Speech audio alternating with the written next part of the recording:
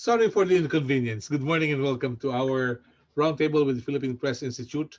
Today we will talk about COVID-19, vaccine acquisition, and the economy. We'd like to find out how we are doing as a country and as a people. No less than Finance Secretary Sonny Dominguez III said $1.2 billion in financing for the procurement of safe and effective COVID-19 vaccines for the Filipino people have already been released by our partners, Asian Development Bank, World Bank, and Asian Infrastructure Investment Bank. So we'd like to find out, how did we come up with the vaccines that we have today? And how transparent is this? And what impact did COVID-19 have on our economy? I'm sorry for the inconvenience a while ago because of some technical difficulties. But let me begin by introducing our good friend Ariel Sibilino, Executive Director of the Philippine Press Institute, to open our discussions this morning. Ariel, good morning and welcome. Please unmute. Yes, go ahead.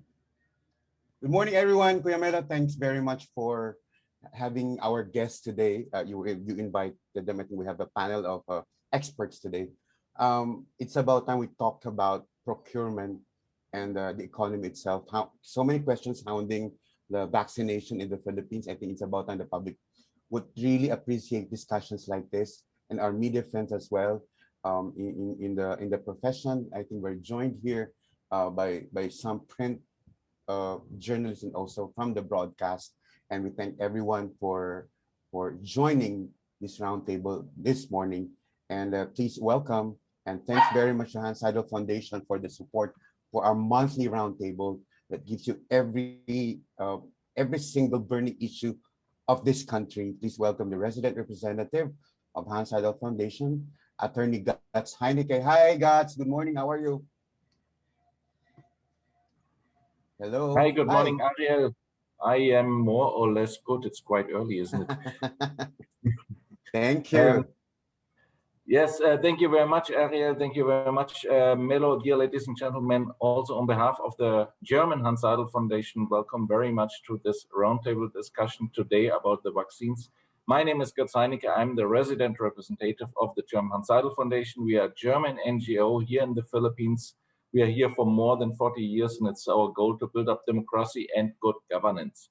Having said that, good governance, democracy, these are all very nice words, but a democracy can only function when the people are informed what's going on. And that's the reason why we are working together with the Philippine Press Institute, because our goal in this partnership is to inform the people about, Ariane just mentioned it, burning issues. And that's already the background why we are organizing monthly roundtable discussions. And today it's about vaccines, because it seems to me, at least here in Makati, everybody is talking about vaccines at the moment. And is it AstraZeneca and Pfizer and Moderna, of course, Sinovac, Sputnik 5. These are all words I haven't known 1 year ago, and now they're in our everyday conversations. Me, for myself, I know what's going on in Germany, and it seems to me it's looking a little bit better than here in the Philippines, but not much. And as well in Germany, we are having the same discussions as we are having in the Philippines, and also with my friends in Germany. I talk about Moderna and Sinovac and Sputnik 5 and Pfizer-BioNTech and so on. So I think the whole world is talking about vaccines. That's a little bit the background why we are looking forward for this roundtable discussion this morning and why we are supporting and financing it. So I can just wish everyone this morning have a good conversation, have a good discussion, and enjoy this morning. Thank you very much. Thank you. Thank you, Attorney Henike. And it's a nice to have you with us. It's always a pleasure to listen to your thoughts coming from the outside looking in. But today, let me introduce our guests, because the government said yesterday there were 945,745 COVID cases in the country. And from these figures, about 141,375 are considered active cases, and 788,322 have recovered. And from this number, well, my son JP belongs to it because he recovered from COVID-19, and it was indeed a nightmare for us in the family. But we also lost friends because of COVID-19. And according to the latest report from the Department of Health, 16,048 were the fatalities. Okay, so it has been said that when a country controls the onslaught of COVID-19, the economy would soon recover. Now, different agencies said vaccines would spell the difference. Now, do we have the money for the vaccines? Why is it that there is this non-disclosure provision in agreements, no, with the vaccine manufacturers? We'd like to find out from our guests today. So we're joined by Mr. Kelly Bird. He's the director for the Philippines of the Asian Development Bank. It's a pleasure to have Kelly with us this morning.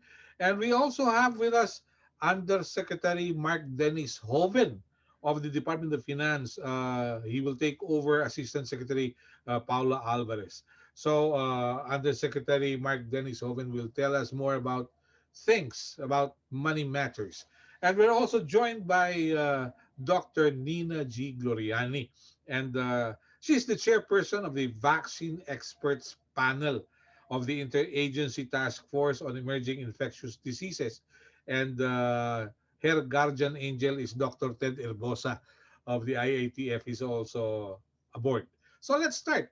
Can we hear from Mr. Kelly Bird about how the Asian Development Bank looks at the conditions in the Philippines as well as the region economically, considering the COVID-19 onslaught? Kelly, good morning and welcome. Good morning, Mello, and thank you very much for inviting me to participate in the media forum. Let me just, very briefly talk about, kind of ADB's perspective on the economy.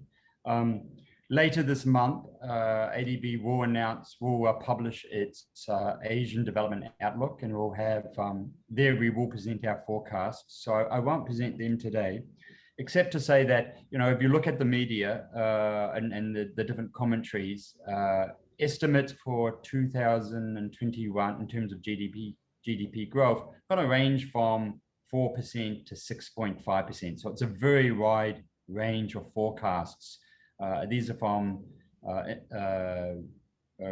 international agencies, local banks, and even multi-development banks. What that reflects is that there's just huge uncertainty in the economy, and particularly about how the pandemic unfolds. And I always say to my colleagues, it's much easier to forecast the weather in the Philippines than the economy. And in fact, that's true globally. But we do, we do expect, though, that the economy for the first half of this year will remain fragile in terms of the recovery. And this is because of uncertainty about the pandemic, how it unfolds globally and domestically. We've seen this very unexpected surge in COVID cases in the last couple months. And really that was unexpected. The Philippines had flattened that curve, was controlling the spread of the virus in the community, and we experienced this very unexpected surge. That's led to enhanced community quarantine. So that's clearly going to delay full opening of the economy. It's also going to delay the recovery. So it will remain fragile. What we do think, though, is the main drivers of the growth will be public spending, particularly on infrastructure. And this is where, in a way, the Philippines is much better placed than a lot of other countries because they've got in place the Build infrastructure program.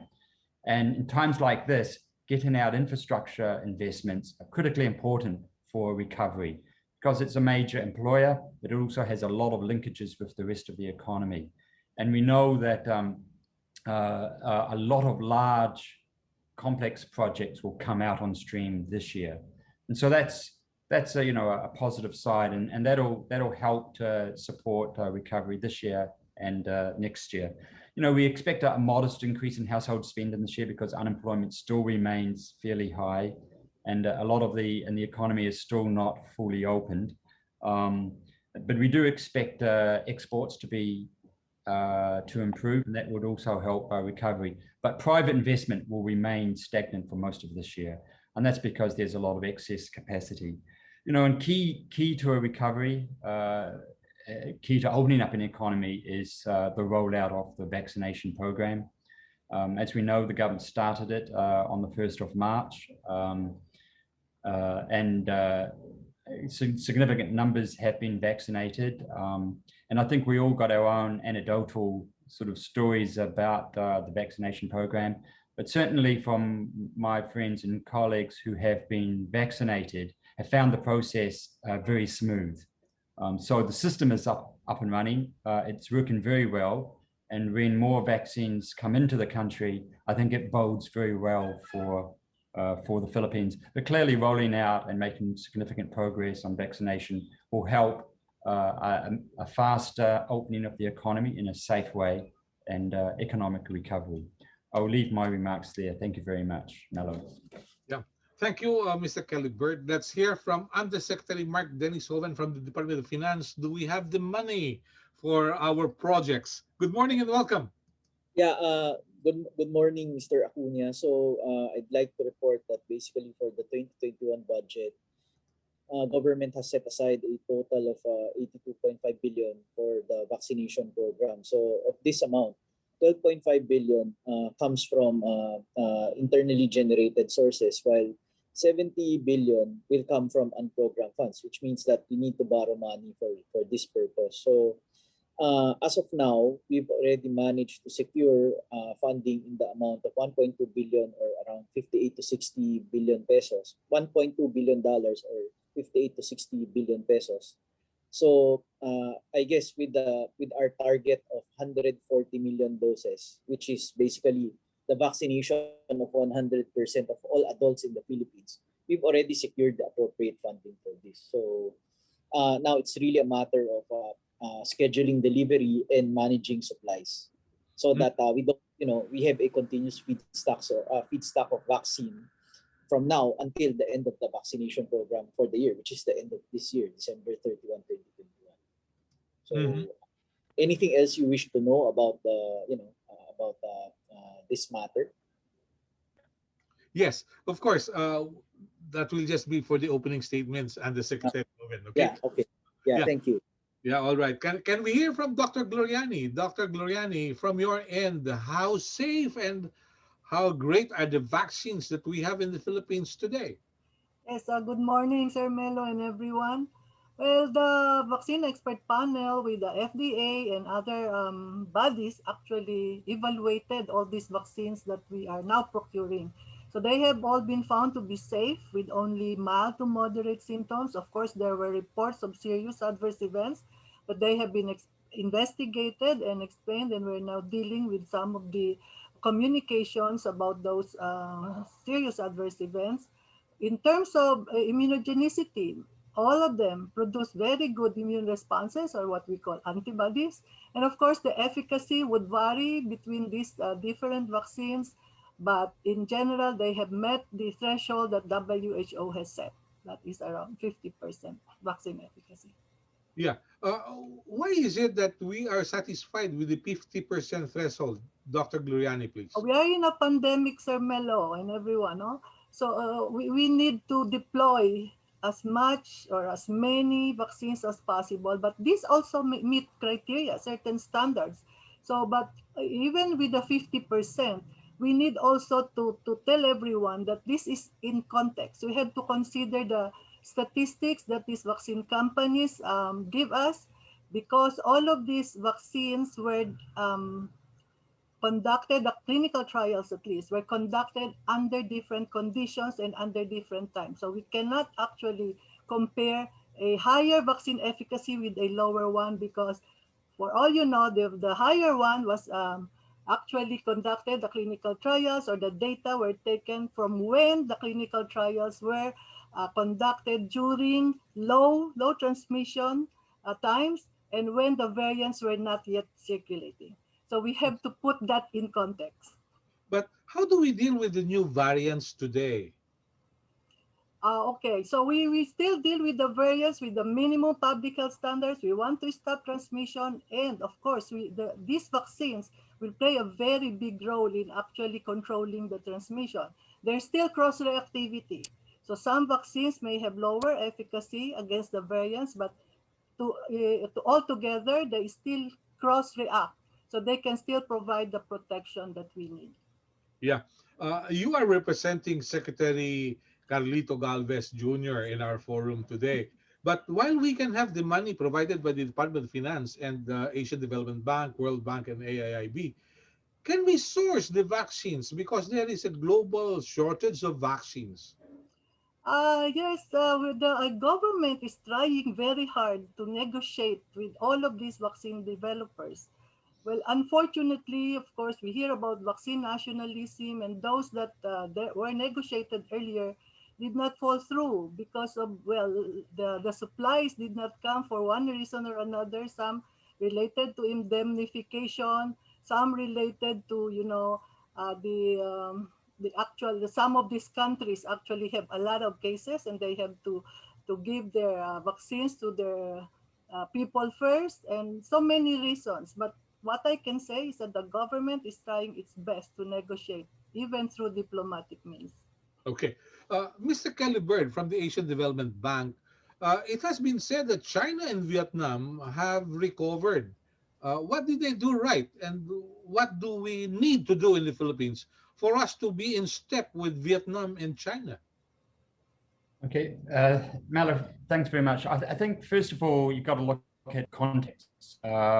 You've got a small number of countries that achieved positive growth last year, but globally, the economy contracted. Most countries, almost every country, contracted. That's the norm. And it really ranged. Some countries might have contracted, by 2%, some much higher than 10%. So if we look at the Philippines, which contracted 9.6%, that's not out of line of the range of countries globally. Just to give you an example, the UK contracted by 9.8%, Spain over 10%. Some other countries like New Zealand contracted by just over 2%. So I think what made the difference? It's really hard to explain at the moment. It depends on the structure of the economy. It also depends on how did the country manage the containment of the spread of the virus. So that small group of countries that were able to, in a way, eliminate or drastically reduce the transmission, were able to restore confidence in business and consumers very quickly. And so they were able to recover quickly, either through quite a significant fiscal expansion or return in household spending. And it's usually a combination of both. And I think if you look at the People's Republic of China and Vietnam, they were able to quickly contain almost, I guess you could call it an elimination strategy. They were able to keep those numbers very low, and that allowed businesses and consumers to spend. They were also supplemented by rapid fiscal expansion. My own country, New Zealand, eliminated the virus. And elimination means that they were able to, whenever there was outbreaks, they were able to contain it quickly, prevent it from spreading, and let it die out quickly. So in the case of New Zealand, they ran huge budget deficits. They, of course, closed the border, but they were able to eliminate it and allow people to spend quickly. And so they did have quite robust spending in the economy, and they were able to minimize the contraction in the economy, but they're still contracted by about 2%. Mm-hmm. So it's really about, can you contain, can you have a good fiscal expansion? Are you able to restore consumer and business confidence quickly? Only a handful of countries were able to do that. And there might have been special features. Countries like New Zealand, which are island countries, were able to close borders and quickly respond. China and Vietnam were able to close their borders quickly and able to eliminate those breakouts quickly. So, but I think that's the kind of I guess, the distinguishing features for them. Been able to eliminate, been able to have a rapid expansion in fiscal policy. I have to say, only a handful of countries were able to do that to achieve a positive growth, and I can name them. It's the Republic of Ireland, Taiwan, People's Republic of China. Although I think they made very, very modest expansion. Then there was Vietnam. So there was only about, just a handful of countries that were able to achieve positive growth. Everyone else contracted. Yeah. Kelly, they say that with COVID-19 pandemic, this unmasked the kind of budget or priorities governments have on health services. Would you say that what we lack in the Philippines is spending on health facilities and services and personnel? Okay, I think the Philippines, like a lot of other countries, were caught unprepared for such a pandemic, right? Most countries were actually caught unprepared. That's why they went into lockdown, because they needed to suppress the outbreak, to make sure that the health systems were sustainable and could manage it. So I think it's true for most countries. I think what the lesson is going forward is that, yes, you do have to have a good budget for healthcare. You can do it in a number of ways and for a number of purposes, but clearly, countries have to prepare for the next pandemic, and that means making sure you do have the resources in place and the systems in place. But if you look at what Philippines done in the last 12 months, back in February of last year, they had one laboratory that was capable of testing samples. Now they have well over 100. And they were able to move from 6,000 tests in April, May, now to somewhere around 70,000 a day. So they really have scaled up aspects of it very, very quickly. So that's been a successful story. But going forward, a lot of countries now are looking at ways to expand healthcare through public and private financing, but also having systems in place to prepare for the next pandemic. And I think that will happen. This will happen again. Mm-hmm. Okay. Thank you for the insights, Kelly. I'll be back in a short while, but let me ask Undersecretary Hovind, how has the pandemic affected government revenues? Because when there's no business, we won't have taxes. So how can the government survive? Can we survive on loans? Yes, please. Yeah, actually, that's the problem. As we know, to address the pandemic, we need to impose, quarantines, for example, which has an adverse effect on business. So, but if you contextualize things, for example, last year, we saw a modest drop in tax revenues at the end of the year. So, which means that at the start of the year, when we encountered an ECQ, there was really a big shrinkage in terms of revenue collection. But at the tail end of the year, we saw that the revenue performance somewhat improved. So this year, we also expect to see the same, because if you plot the COVID pandemic worldwide, uh, of course, countries will encounter waves of infection, for example. But each wave of infection does not really last beyond like 2 months or some 2 to 3 months, probably 2 months. So which means that a strict quarantine cannot continue over long periods of time. That's number one. Number two, the expectation, we expect that vaccine supply will drastically increase by the second half of the year.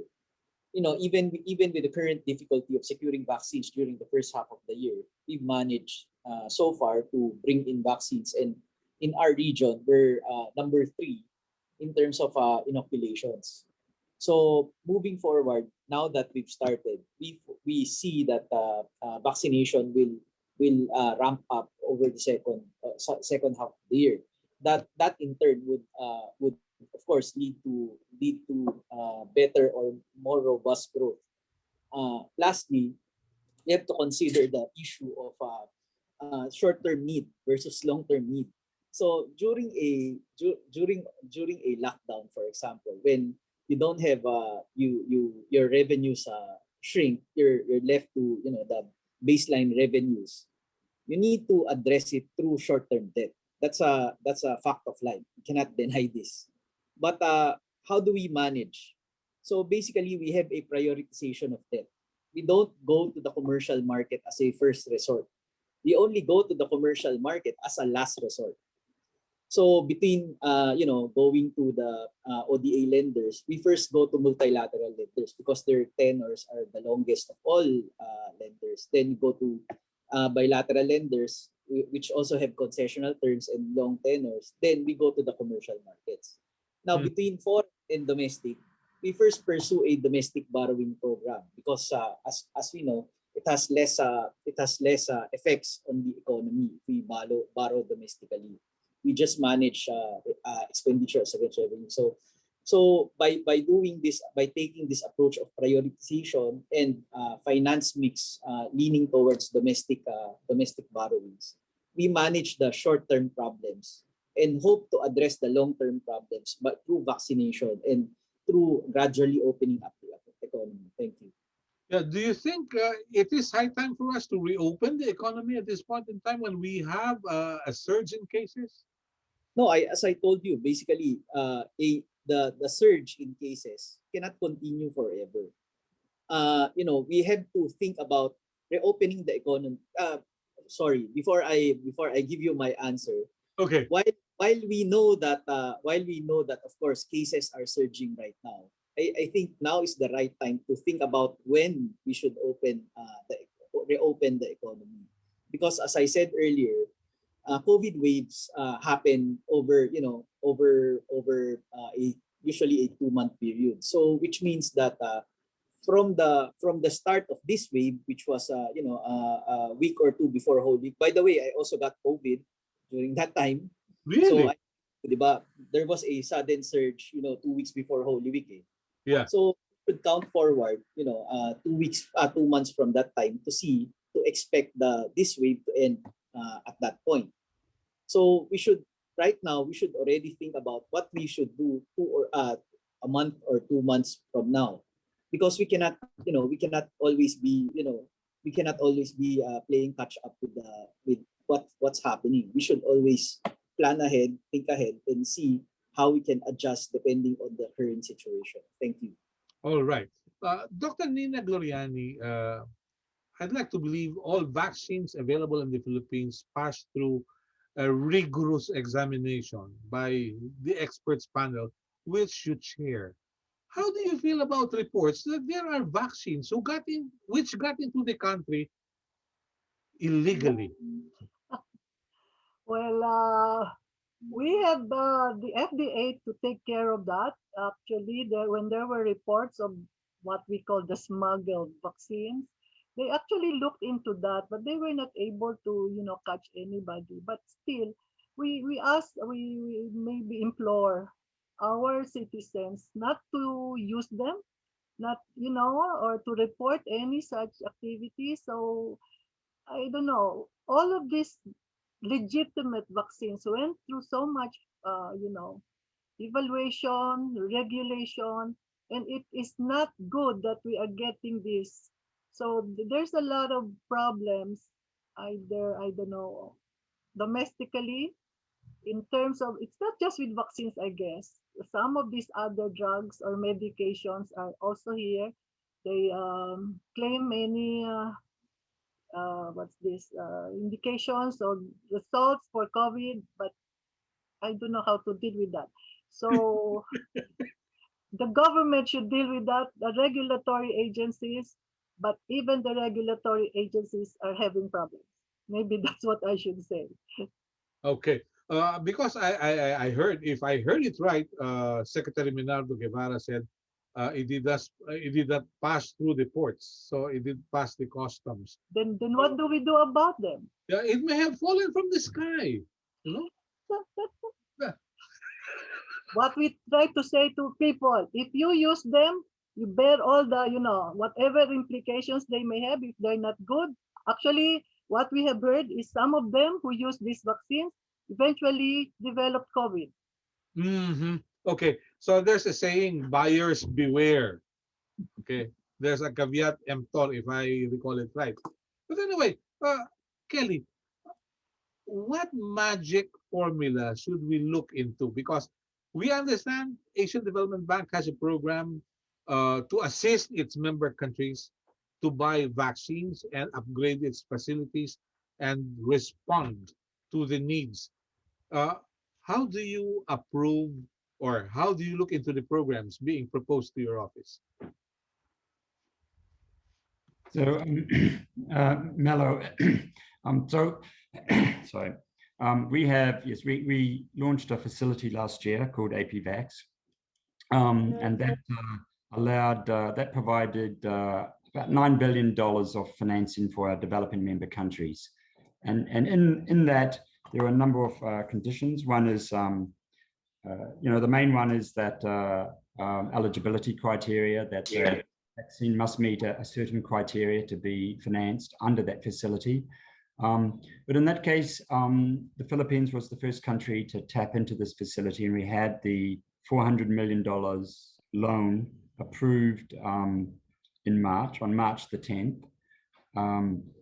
And that now provides the government with financing for vaccines. But I think that the core condition is that that vaccine should meet the eligibility criteria, which is, that it's really been, for example, emergency use listing, or it's been procured through COVAX, or it's got a emergency use authorization from a stringent regulatory authority. So as long as it meets those conditions, they are eligible for financing under the loan. Philippines was the first to tap it. We had one approved for Indonesia, and there's several other countries that'll tap into this facility over the next couple months. Okay, let's be clear about this because in one talk to the people address of President Rodrigo Duterte, he said the money from the facilities like Asian Development Bank is not with us. It is with the financing institution, and that you are to pay the vaccine manufacturers if and when they pass your stringent measures. Tell us, is it really the case, Kelly? Well, under ADB procurement rules, we have a number of options in terms of financing and how to repay. So we do have, under all ADB loans, it would follow ADB procurement rules for projects. We have options where ADB can make direct payments to the vaccine suppliers on behalf of the government, and that was chosen by the government. So that they are the kind of the different options that we have. So the main purpose of the facility was to ensure a quick response. And even ADB's procurement rules and guidelines were streamlined for this purpose.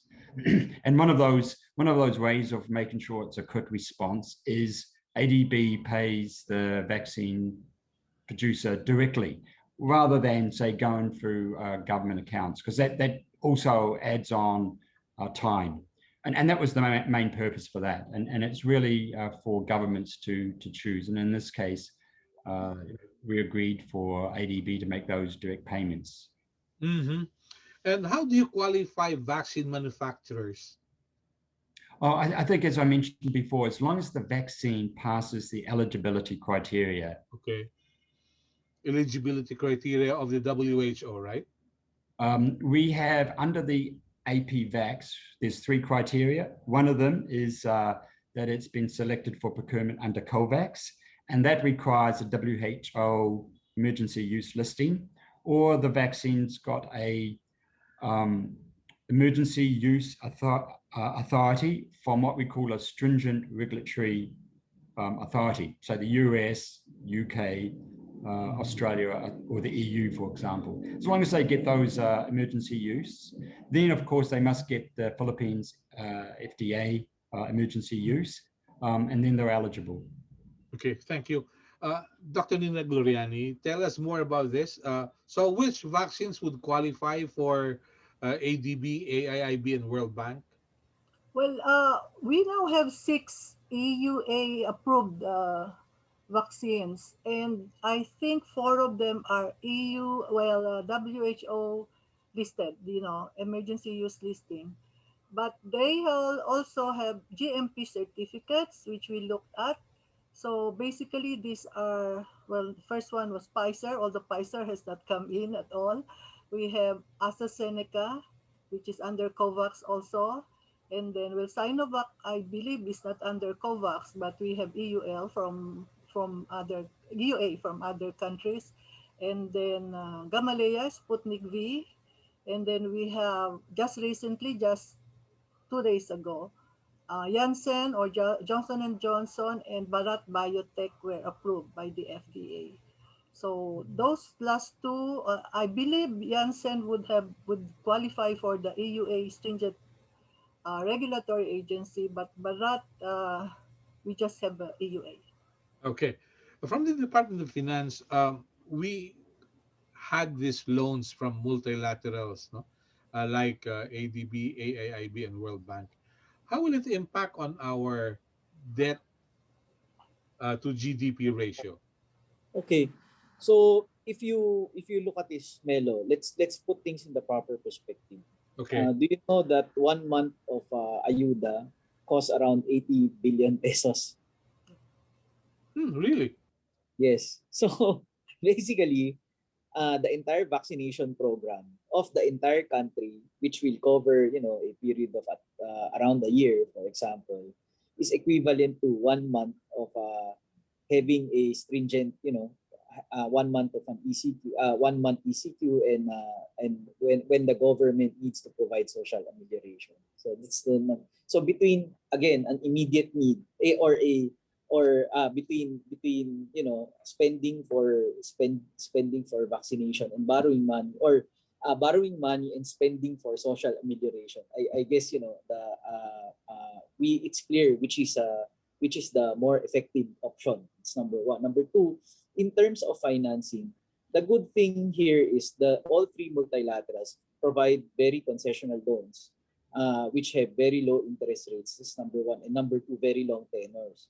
So when we say very low interest rates, I think they charge right now LIBOR plus LIBOR plus 60 basis points to 80 basis points. So, or sorry, LIBOR plus 40 basis points to 60 basis points. So that's the equivalent of an annual interest rate of 0.6% to 0.6% to 0.8% per annum. Mm. So it's really low, right? Now, looking at repayment, for example, first repayment, first debt servicing will happen in 2024, and the last debt servicing will happen in 2039. So you're really dealing with a very long period of time within which to pay for the loan. So it doesn't really adversely impact, the repayment prospects of these loans.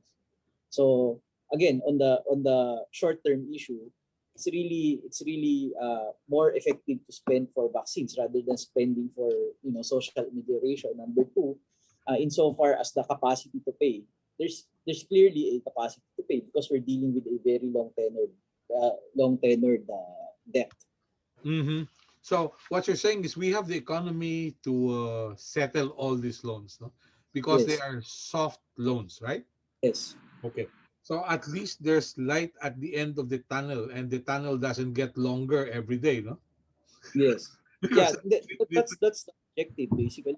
The objective is to address this problem as soon as possible so that we can go back to where we were before the pandemic. yeah. So that's what China did, right? Okay. But there are laws that were passed recently that would give incentives to big business rather than taxing them. So, That's not true. That's basically you cannot simply equate corporations with big businesses. Even there are different sizes of corporations. There are small and medium corporations. There are big corporations. So all of them are entitled to the same lower corporate tax rate. That's number one. Number two, we must not fail to consider the train amendments. which was pre-COVID. So the government already provided a lower tax rate for the for wage earners early on. So we're just equalizing the tax burden now. Thank you. I see. Okay. Kelly, there are countries dependent on tourism, dependent on agriculture. What do you think would COVID-19 pandemic teach us? Okay. Okay, I can answer that in two ways. Um, there are lessons. Okay, so clearly the structure, the impact on the economies will depend on the structure of the economy. So those economies that have large tourism sectors, like the Philippines, it means that they will get the shock will be larger than say an economy that has a very high share of household spending. We also know with the tourism sector, because a lot of countries have closed borders and consumers may be a little reluctant to travel for some time. We do expect that the international tourism sector not to recover until 2024. Of course, having a vaccine program that vaccinates most of the global population would help to make that happen sooner. But that's going to be a big task. So most assessments are 2024. So we don't expect. So that's clearly is going to affect the tourism sector in the Philippines. The second point is that we might see structural change occurring in the economy. A shock like this to the Philippines and to the global economy is going to trigger some kind of structural change. And you're going to find businesses that are going to rely and invest more on digitalization of their businesses. They will be looking at new arrangements for working in the office. And that might mean some sectors will not be employing or the demand for workers might not be as large as it was in the past, but there might be other sectors where employment growth might be rapid. So some sectors will become large employment generators, others will be less so. So there are going to be impacts on the labor market. We are concerned not just for the Philippines, but for other middle income countries, is that there may be some long-lasting negative impacts on the labor market where we might see unemployment elevated for some time longer, or wage and salary employment might slow down.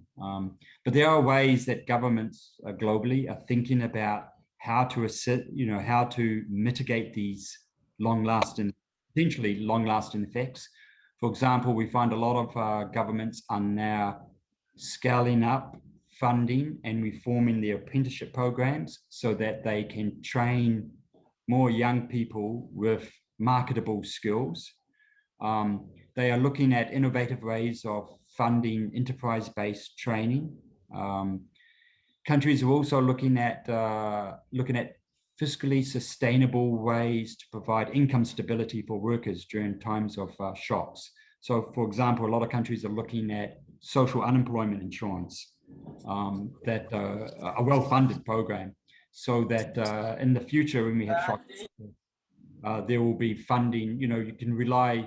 You would have a system that's in place, a funding system that can provide income stability to workers. So, wage subsidies are very important, but you can't have wage subsidies for long periods.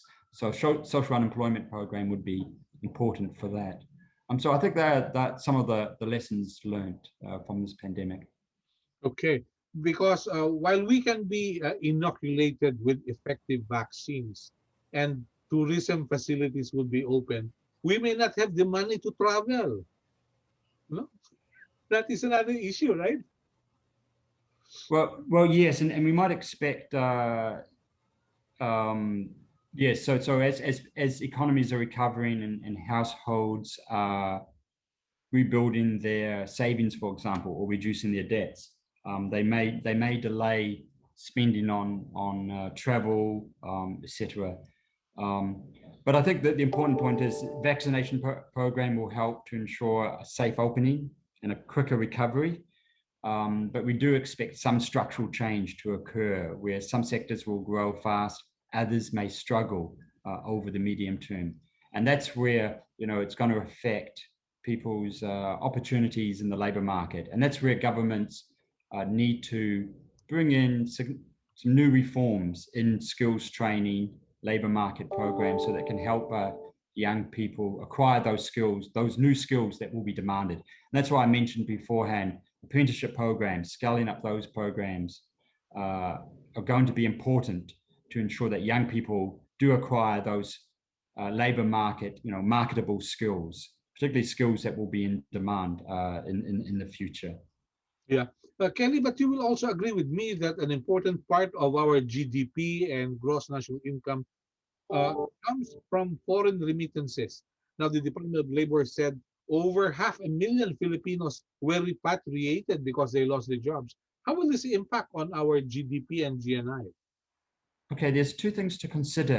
What remittances shrunk by about just less than 1% last year. Mm-hmm.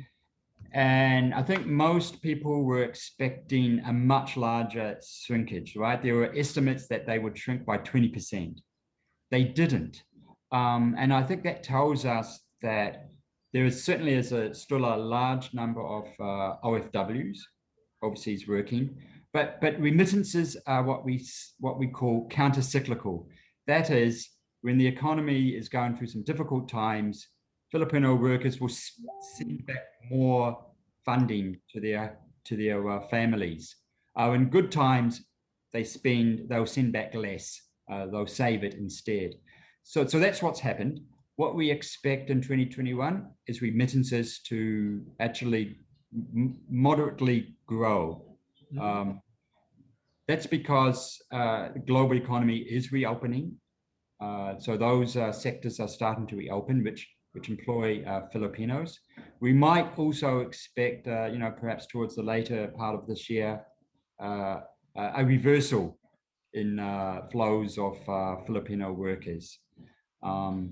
We also know that Filipino workers, overseas Filipino workers are, it's a very diverse set of workers, diversity in terms of locations and occupations. And that's a big advantage because it allows, that's one reason why those remittances remained fairly buoyant in 2020 and also in 2021. Okay. All right. I'd like to open the floor to our colleagues from the media who may have questions. Let's try with Ms. Maureen Simeon of Philippine Star. Maureen, please unmute and go ahead with your question. Hello, sir. Good morning. Yes, go ahead. This question, sir, is for Dr. Nina. The government is targeting to inoculate at 70 million Filipinos by end of 2021. Do you think that this target is still feasible for the year? And follow-up question for Mr. Calvert and Undersecretary Ruben. How will the possibility of failing or achieving to meet the government's vaccination target affect growth prospects of the economy for this year, especially on boosting consumer confidence, since vaccines will definitely affect consumer confidence? Thank you, sir. All right. Thank you, Maureen. Dr. Gloriani, please. Yes, I'd like to be very positive and optimistic. Well, given the limitations with the supplies, but we are now looking at more EUA approved vaccines. So as I said earlier, we have 6. So maybe I should update you on what's happening. Sinovac will be coming in this April with around 1 million doses. And from Yusek Kabotahe, that's already sure to come this April.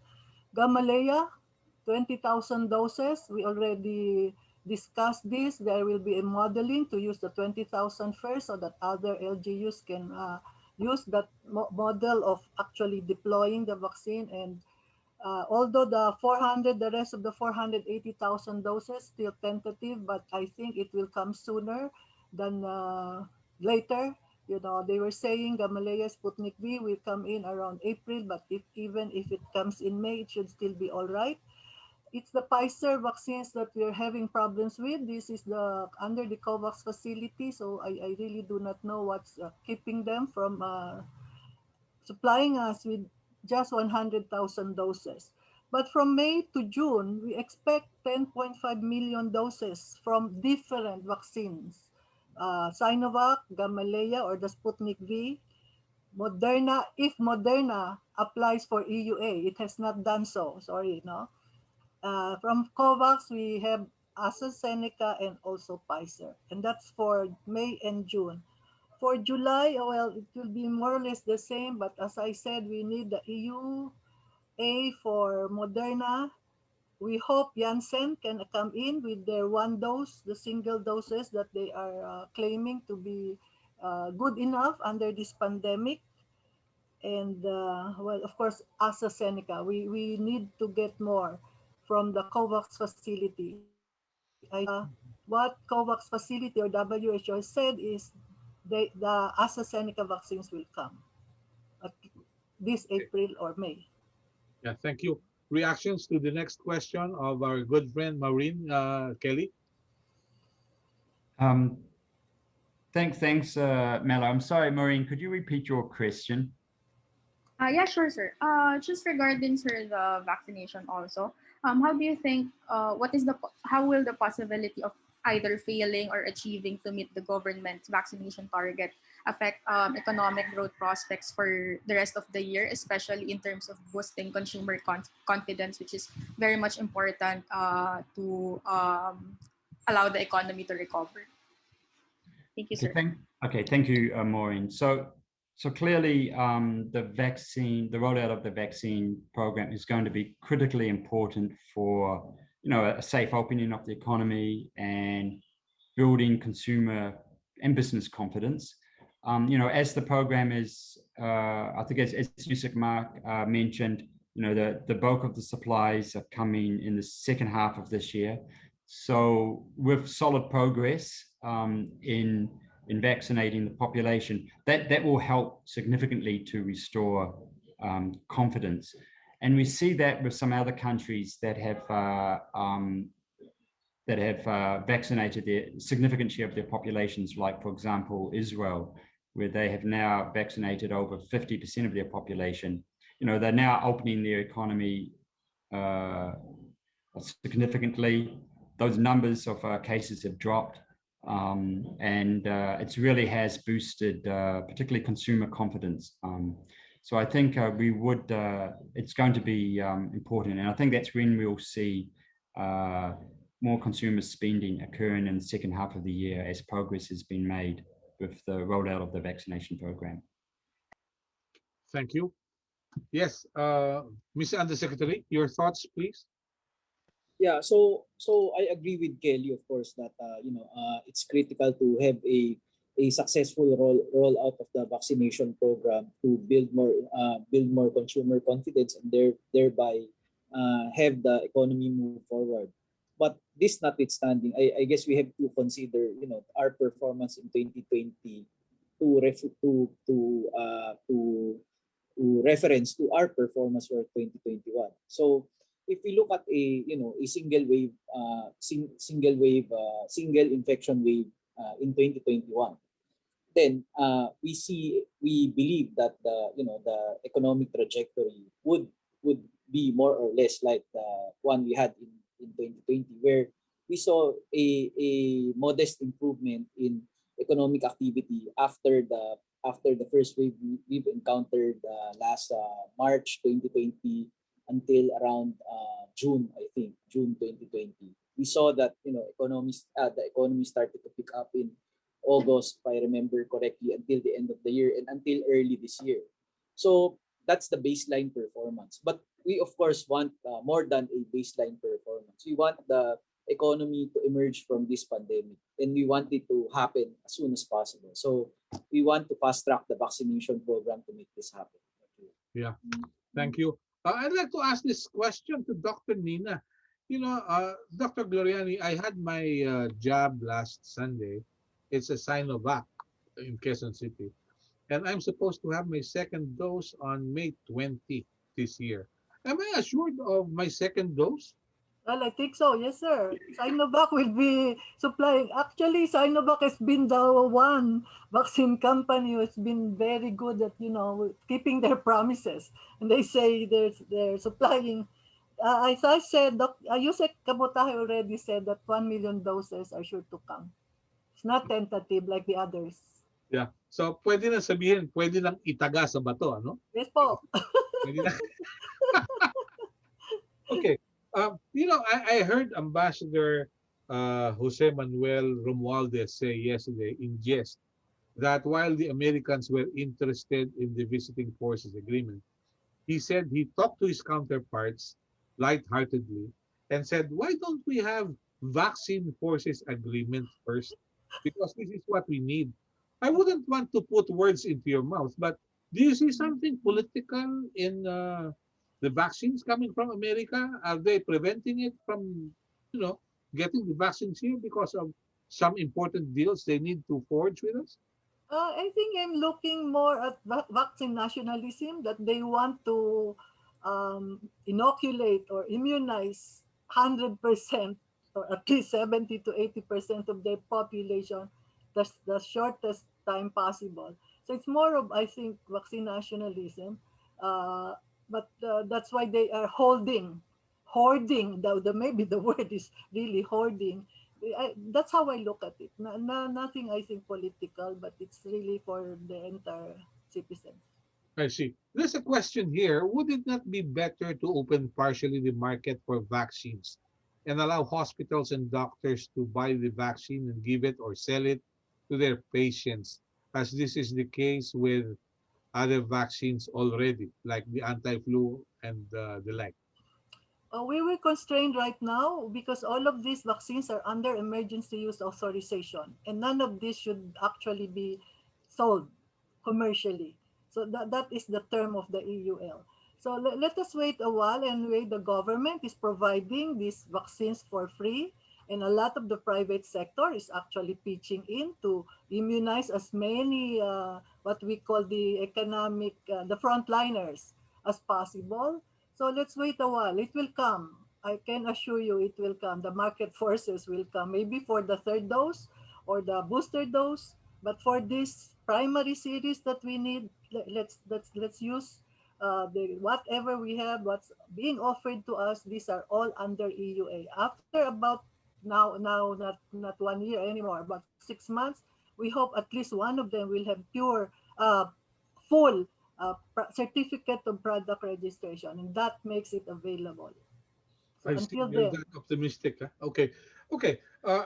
I would like to solicit your messages to the general public, to the media, to the general public watching us from the United States, from Saudi Arabia, and from military camps.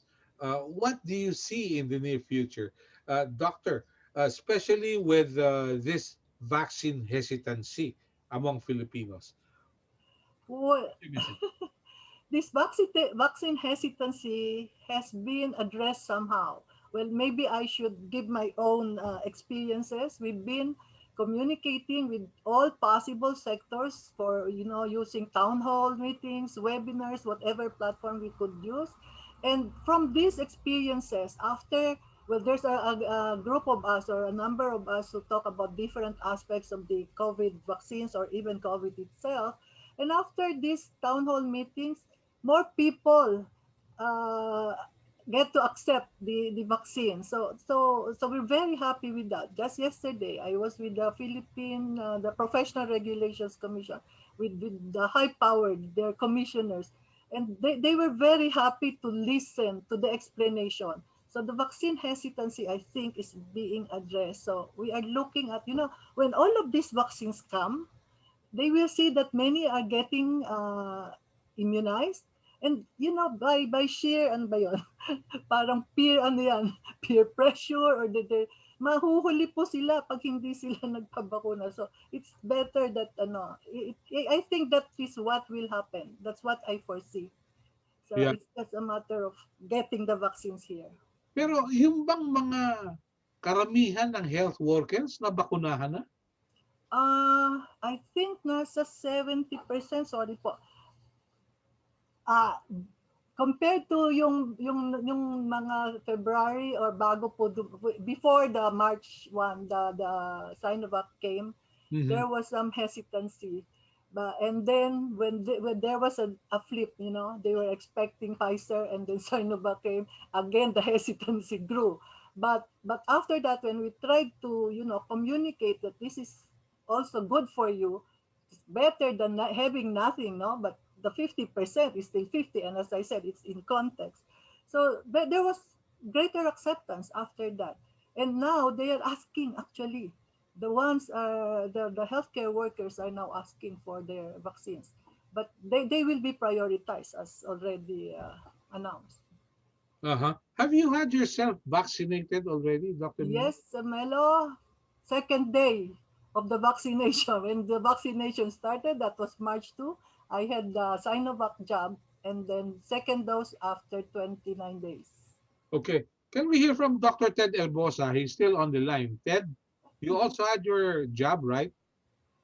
Yes, Melo. I also had my jab, also Sinovac on the first day, March 1, together with Director Gap Legaspi at the Philippine General Hospital, and together with FDA Director Eric Domingo, and together with the IATF consultant, Dr. Edsel Salvana.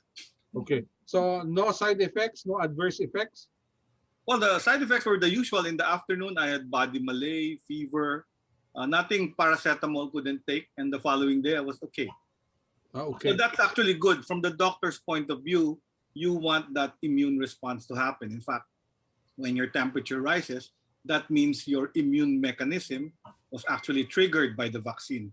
So I knew then probably the Sinovac injection was not distilled water, but it was actually triggered an immune response. But in my case, I didn't have any adverse effect. So could it be possible that the vaccine I got was fake? No, it's every person has a different immune response. Some people's immune response are strong immediately. Some are mild. Some are not felt. But your body's immune cells are actually acting up and doing their job. Okay. Are you optimistic we can still have the rollout? Oh, definitely. I think the schedule was presented last Wednesday at the television to the president. I am glad we took on a portfolio of vaccines because of this global shortage which you all have described. This was a good strategy, and we have to commend Nina Gloriani because it was the vaccine expert panel that suggested to the IATF that we take on a portfolio of vaccines. As now we have about 7 sources of vaccines. The other big break that we got is as early as November, the private sector joined in the procurement of the vaccines. You remember that the group Go Negosyo and all the other big shots, Taipans joined in and led in signing, ordering from Astra even before Astra had an EUA. Remember, they took a risk by that. So when they did that, their vaccines are now arriving, I think in May. So that's contributing to the big number of vaccines that are coming in. So actually the hard part is as what people are always questioning is, can we make the 70 million vaccinees? Because it's not a simple matter. Vaccination as a deployment program is not a very simple matter. Injection is a very simple matter in the arm, but the deployment of all these vaccines to all the people that need them is a very complex logistics and supply chain management, together with a lot of human resource and a lot of vaccination centers needed. Okay. Can I call on Assistant Secretary Paula Alvarez? She's with us today. What are we to expect from the Department of Finance in trying to convey the messages to the general public? Yes, Assistant Secretary Paula Alvarez, please. Yes, good morning, everyone, and thank you for having us today. I think what we need to do right now is... video as well? Sorry, sir. Can you hear me? On video? Yes. Okay. Yes. So actually, what we need to do now is actually work on communication, because there are a lot of misinformation in terms of vaccines, in terms of how the government plans to actually pay for this. So I think it really boils down to how do we help people understand for us to become more resilient, especially in this critical time. So, there are a lot of fake news always going around in relation to vaccines, and I think it's upon us to actually communicate what is the benefits of vaccines, why do we need to be vaccinated, and why it's essential for us to actually economically recover. So I think these things are something, it is upon the media also to help us communicate as public communicators. I think this is actually part of the bayanihan spirit for us to actually help people understand. So I think this is where the DOF is now. We are more transparent. So all of these loans that we are talking about are uploaded once they are actually done in terms of negotiations. So once we are not prohibited by law to divulge information, we upload them in our Facebook, in our website. So it's all there. So people should be more informed with the correct information. So thank you, sir. All right. Can we now call on Undersecretary Dennis Hoven, please? Mr. Undersecretary? Sir. Yes, Yes, sir. please. Yes, your message, please. Well, anyway, all I can say is, pasensya na po to the general public that it's taking some time to bring en masse vaccine supplies. But rest assured that moving forward, we have steady supplies na. So moving forward, we expect the vaccination rollout to proceed as expected. So that we reach, we reach the target vaccine. We reach the objective of vaccinating the entire adult population by the end of the year, or by first quarter of 2022. Yeah. Okay, very well. Thank you very much. Kelly from ADB, your message? Thank you, Milo. I think my key message would be, the economic contraction last year and the economy. It's been, hard on everyone globally, individuals, families, and businesses. It's been very hard, very stressful, and combined with the uncertainty. But the light is there, the light in the tunnel. The economy is starting to recover. I'm very optimistic that the economy will get back to its 6% growth rates. And in that sense, the Philippines has in place a number of policy levers, program levers that will help with that recovery. The first point is, the government is running large fiscal deficits. Debt is sustainable, and their fiscal expansion has been very targeted. It's been helping with, for example, last year wage subsidies, also transfers to lower income families, and they're continuing with that this year. And of course, they have the Build program in place. And we'll see this year and next year some very large projects come on stream that will help with the economic recovery.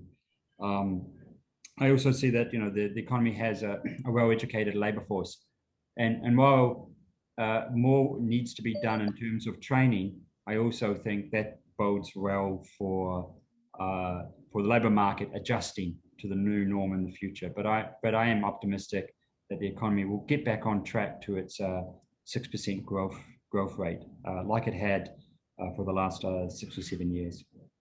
Yes. Thank you. It's indeed a pleasure to have you all with us. We'd like to say thank you to our resource persons who took time out to share their views and opinions and facts and figures about what's going on in the country today and what to expect. I'd like to acknowledge our viewers in the United States and in the Middle East. Thank you very much for taking time out despite the time difference. We look forward to more discussions. Again, thank you very much to Kelly Bird of the ADB, and to ASEC, Paula Alvarez, to Undersecretary Mark Dennis Oven, to Dr. Nina Gloriani, and Dr. Ted Herbosa. We also invited the World Bank to sit with us. However, the tight schedule of the country representative to Brunei, Malaysia, the Philippines, and Thailand just wouldn't fit our schedule. So we look forward to more discussions. Thank you. God bless us all. And let's pray for everyone who had COVID-19 and those recovering. Thank you. It's a pleasure. Have a nice day. Thank you.